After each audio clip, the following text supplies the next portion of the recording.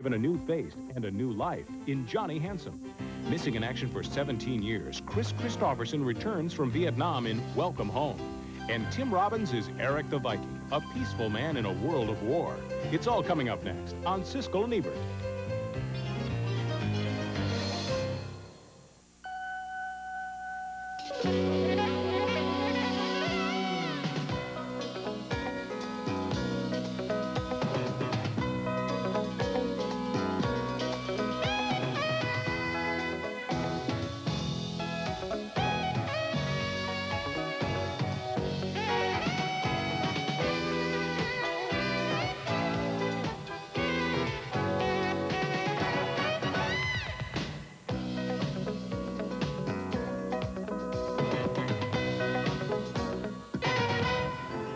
You don't got anything to worry about. You done great at work. You look like a great guy, at least I think so. You got a terrific girl that believes in you. How could they not give you parole? I got a good feeling. I think it's going to be okay. Mickey Rourke plays a deformed criminal given a second chance at life through plastic surgery in a thriller called Johnny Handsome. It's one of 5 new movies we'll be reviewing this week on Siskel and Ebert. I'm Gene Siskel of the Chicago Tribune. And I'm Roger Ebert of the Chicago Sun-Times. Our first movie is named Johnny Handsome, and it's a throwback to those stylish films of the 40s in which an anti-hero prowled the lonely city streets looking for danger while a good woman begged him to go straight. The movie stars Mickey Rourke as the ironically named Johnny Handsome, a criminal who was born with a disfigured face, but who has been given a new face through plastic surgery and a new identity. As he gets ready to leave prison on parole, however, he learns that not everybody wishes him well. I know who you are, and I know what you are. And we both know right where you're going, don't we, Johnny? That's Morgan Freeman as the hostile police detective. One person who does believe in Johnny is one of the first women he meets after he rejoins civilian life, and she is played by Elizabeth McGovern. Hey, I'm not so sure that you can count on me. Huh? I'm not so sure that I'm what you want. I'm a big girl. I don't need you to tell me what I want. I know what I want. Johnny still lives in a cruel world, however, and 2 of the toughest people in it are played by Lance Henriksen and Ellen Barkin, who have a vicious plan for using Johnny. Tell you something, Sonny. Don't bet on this new guy. I know you got eyes for him, but he's a loser. I can smell it. I'm gonna take him out big when the time gets right. Meanwhile, Johnny Handsome shows a gift for mistrusting the good guys and putting his fate in the hands of his enemies. This deal is so damn hot. Why come to us? Well, new around here. I don't know anybody else. You don't know me, buddy. Sure I do. You and Sonny both from the Prestige job. What do you know about that? Shut up, you stupid. I know about the Prestige job from Johnny Handsome. I don't think you know what you're messing with. I enjoyed Johnny Handsome for a lot of reasons, and one of them is that the movie has an original and unexpected ending instead of the usual Hollywood cop-out. I also admired Mickey Rourke's performance. I like the way he takes chances with roles like this, especially a role in which you might get some bad laughs if you weren't able to carry it off correctly.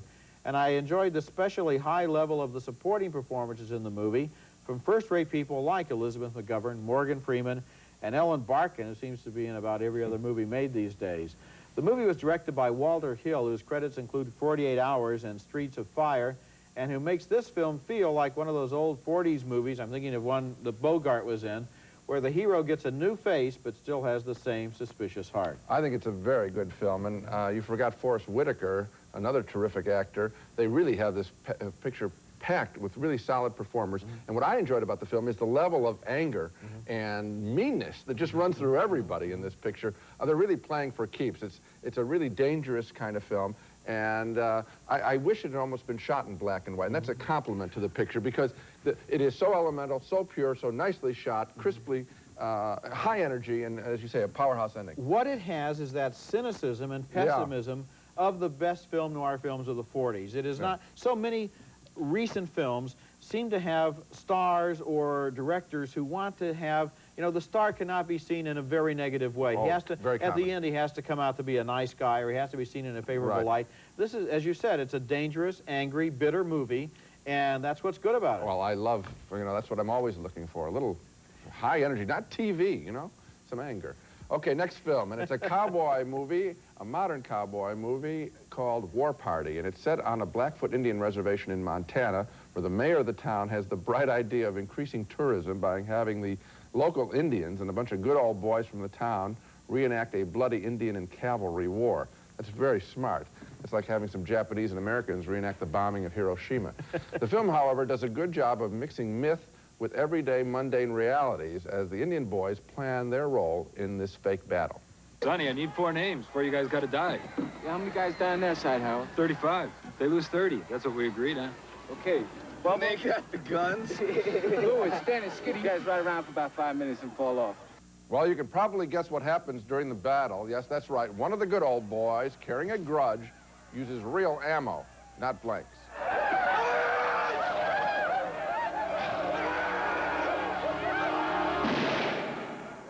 Now the Indians are on the run in full dress, and a couple of local guys try to shoot at them from a small plane.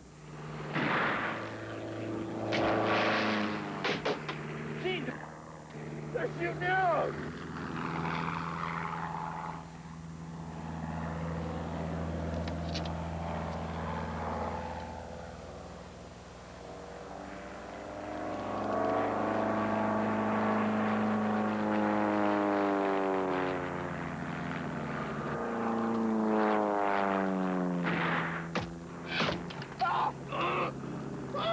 Nice shot. I have conflicting thoughts about War Party. On one hand, its premise and some of its action scenes are totally preposterous. At the same time, I did enjoy the way the director, Frank Rodham, mixes modern conveniences constantly intruding on the action that is supposed to be a throwback to olden times. You see people smoking cigarettes, cans of beers, and he very consciously keeps cutting in those shots and setting up an interesting visual conflict. I was moved also at the film's end, so I'm going to give it thumbs up with this warning.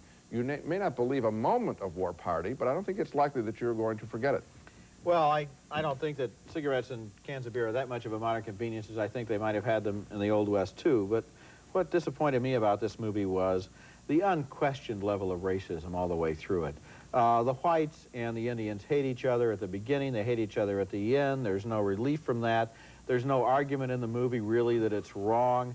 It's almost a given that they don't like each other and that they're going to shoot at each other. Well, Roger, I think that the point of the film... very depressing. Okay, but that doesn't mean it's bad. The point of the film is that this stuff is still there. It's right on the surface. No, that's the point of the film. Do you think that's true?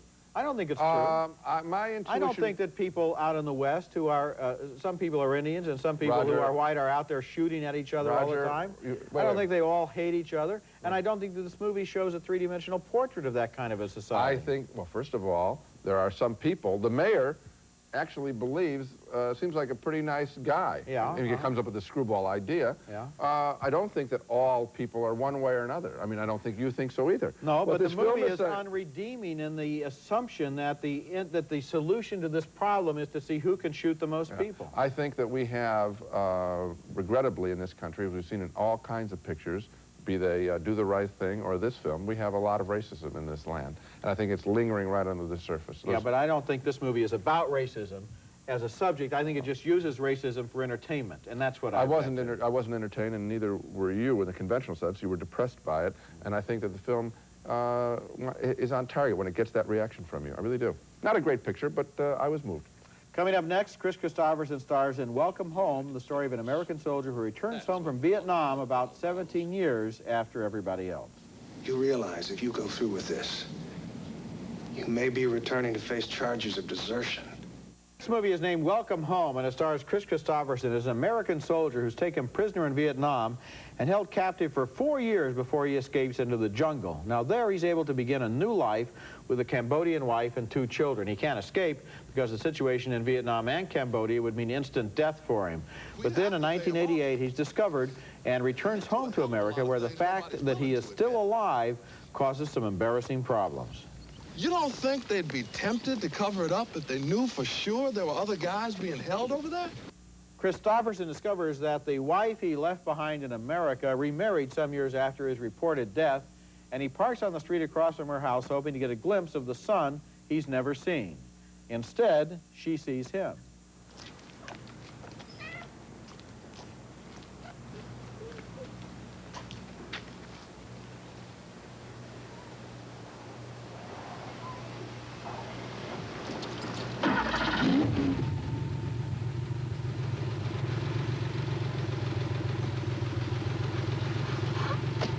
That's Jo Beth Williams in a very good performance as the wife. The question is, should he have even tried to re-enter her life?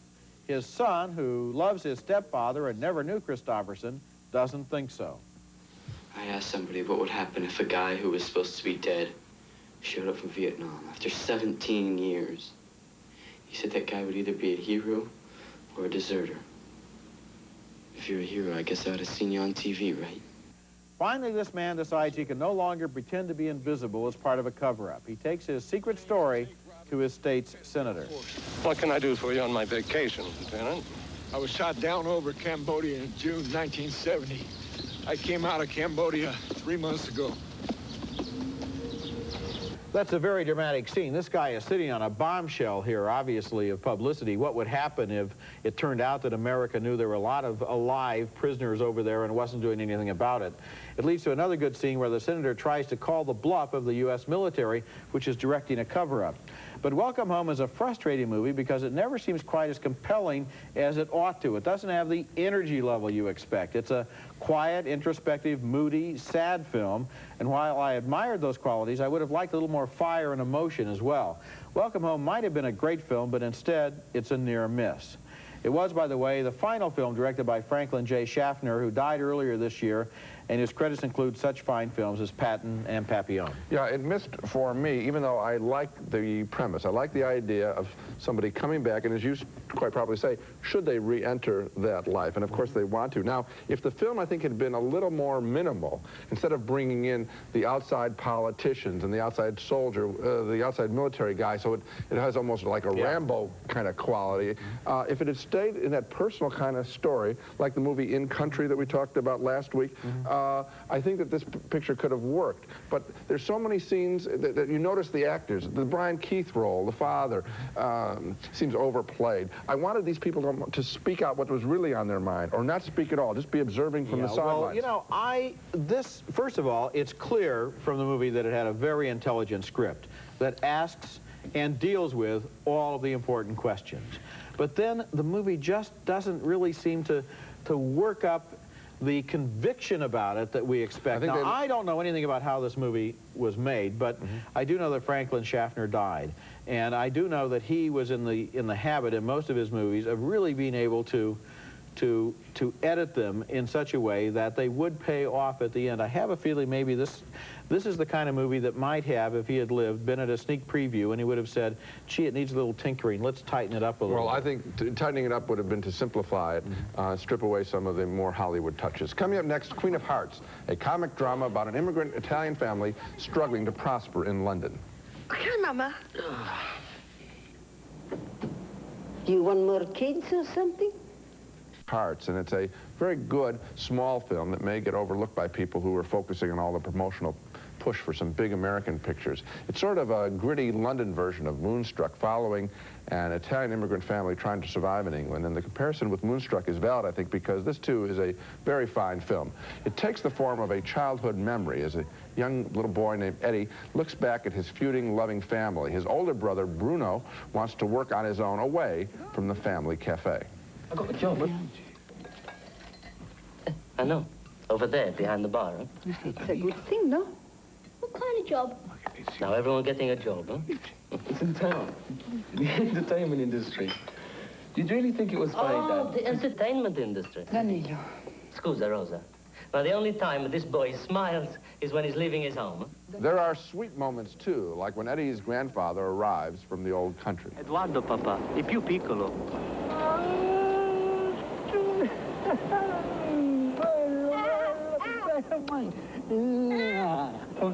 The major family tension is provided by that errant older brother who gets a job as a mob juice collector foreclosing on a neighbor's betting shop.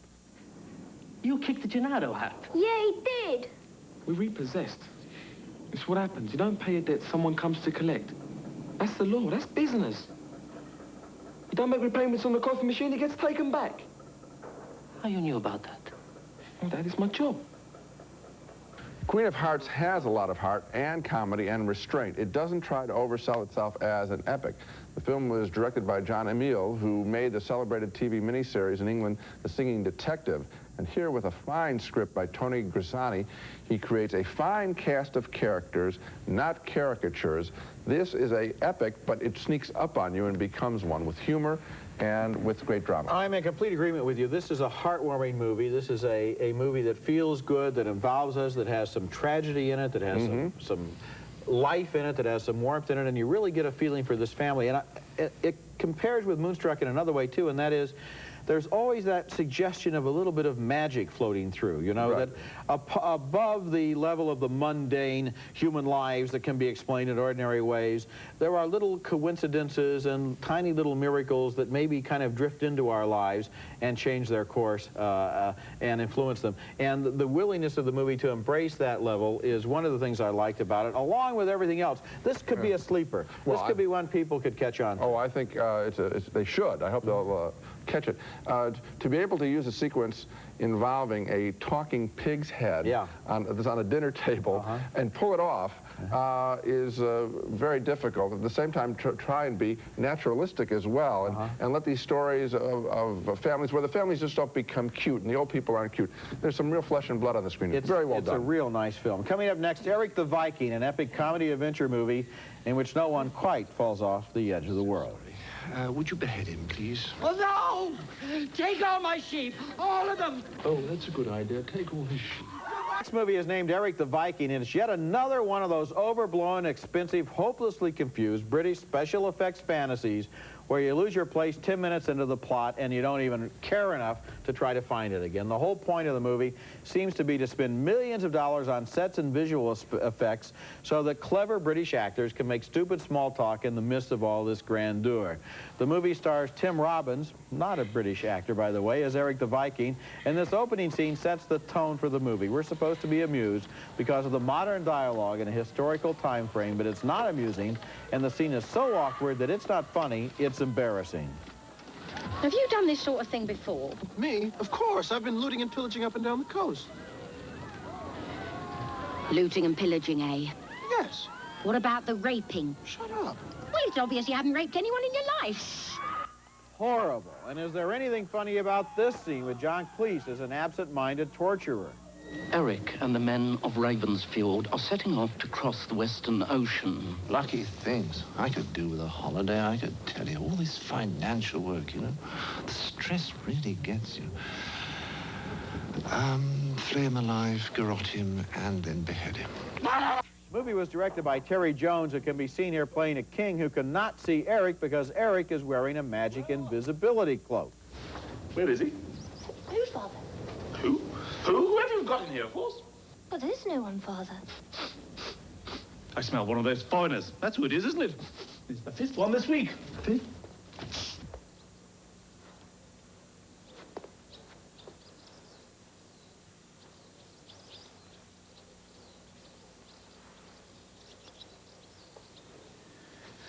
All right, where is he? Well, the gag there is that the cloak doesn't really make him invisible, but he's only invisible to the king, which will lead to complications later on. Erik the Viking can be summed up in one word, actually in two words, self-indulgence. Or is that one hyphenated word? Not sure. Enormous amounts of money, time, and talent were thrown away on this shapeless and boring would-be comedy, which is so convinced of its genius that it can't even be bothered to be comprehensible. I hated this movie. Frame after frame, scene after scene, sequence after sequence, until finally, in the fullness of the entire film, I was able to hate it as a complete unit. I had the same reaction. I mean, when a film tries to be funny and it's shooting out lots of lines and you don't laugh once, you can build up a lot of hate to a picture, toward a picture. The whole gimmick is, as you point out, contemporary dialogue in ancient dress. Now, if the lines are funny enough, but we've seen this sort of Monty Python kind of thing before. It has worked sometimes, doesn't work here. They just get off to the wrong foot. They never regain anything, nothing fresh at all. And there's another thing, too. They don't have a comic point for a lot of the scenes. They've gone to a lot of expense to build Viking boats and put them presumably in big tanks with special effects to make them look like they're in the middle of storms and things. But they don't have, a lot of those scenes are utterly pointless, so you just have people holding onto the mask while water is splashed in their face, and they say dialogue that couldn't be edited out because if you did, then you wouldn't have any movie at all, and yet why is it in there since they're not saying anything? Over and over again, it seems as if the production is the point here, rather than any thought having gone into the story, the screenplay, making it funny, making it clever. It's just a waste of money. Not to mention everyone's time. Now let's recap the movies we reviewed on this show. 2 thumbs up for Johnny Handsome, directed by Walter Hill, a properly mean thriller starring Mickey Rourke and a bunch of wonderful supporting performers. A split vote on the modern cowboy and Indian drama War Party. Roger didn't care for the unrelenting racism. I thought that was the whole point of the picture.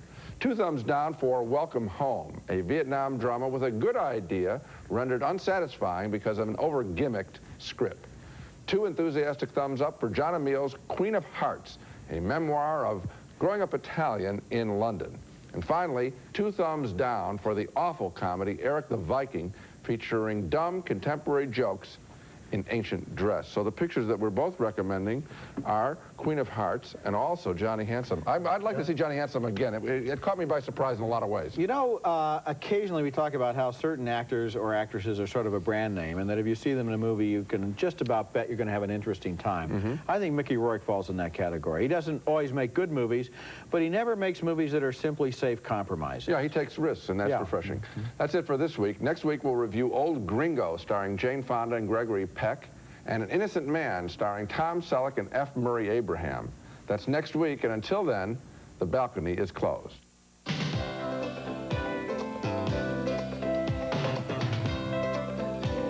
Redken Classics, hair care products formulated to create beautiful, healthy hair. So effective, their formulas transcend time. Available exclusively at salons. Rice-A-Roni, the San Francisco treat.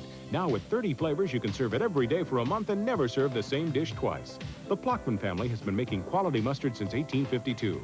Enjoy Plockman's traditional mild yellow Dijon and stone ground mustard. Snowcaps, Raisinets, and Goobers. 3 big box office hits starring Nestle Milk Chocolate. Moviegoers give them a definite 2 thumbs up.